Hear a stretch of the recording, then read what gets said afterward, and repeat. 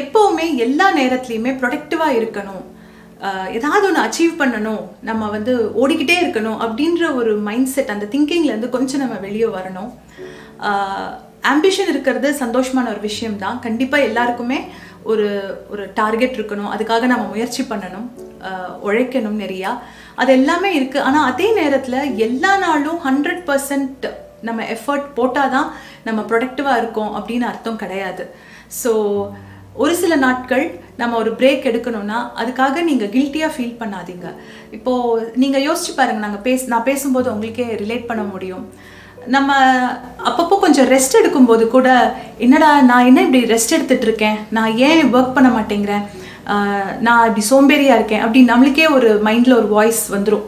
அந்த ரெஸ்ட் எடுக்கும்போது கூட சந்தோஷமாவோ இல்லை நிம்மதியாவோ, ஓகே நான் ரெஸ்ட் எடுக்கிறேன், என் ஹெல்த் முக்கியம், இந்த ரெஸ்ட் எனக்கு வந்து என் பாடிக்கு நிறைய எனர்ஜி கொடுக்குது அப்படின்னு அந்த ரெஸ்ட்டையே ஒரு ஹாப்பியாக நம்ம அப்ரோச் பண்ணாமல், நம்ம ரெஸ்ட் எடுத்துட்டோமே, நம்ம டைம் வேஸ்ட் பண்ணிட்டோமே, ஐயோ இப்படி ஒரு பிரேக் எடுத்துட்டா எல்லாரும் நம்மளை விட்டுட்டு முன்னேறி போகிற மாதிரியோ, ஸோ அந்த மாதிரி ஒரு எண்ணங்கள் தான் நம்ம மைண்டில் மேலோங்கி இருக்குது.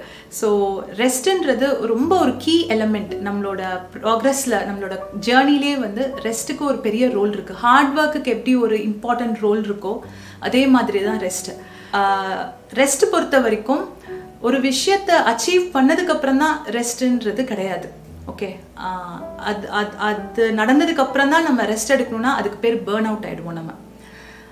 நம்ம முயற்சி பண்ணுற ப்ராசஸ்லேயே அப்பப்போ நமக்கு தேவையான ரெஸ்ட் வந்து ரொம்ப ரொம்ப முக்கியமான ஒரு எலிமெண்ட். அண்ட் அதை எடுக்கும்போது அதை சந்தோஷமாகவே எடுத்துக்கோங்க. ஒரு பிரேக் எடுக்கிறீங்களா, ரொம்ப டயர்டாக இருக்குது, தொடர்ந்து நீங்கள் ஓடிக்கிட்டே இருக்கீங்க, உங்களுக்கு நிச்சயமாக ஒரு பிரேக் வேணும் அப்படின்னு நினச்சிங்கன்னா அதை எடுங்க. அது உங்களுக்கு வந்து பல வகையில் யூஸ்ஃபுல்லாக இருக்கும். Not just for your health, physical health, but also for your mental health.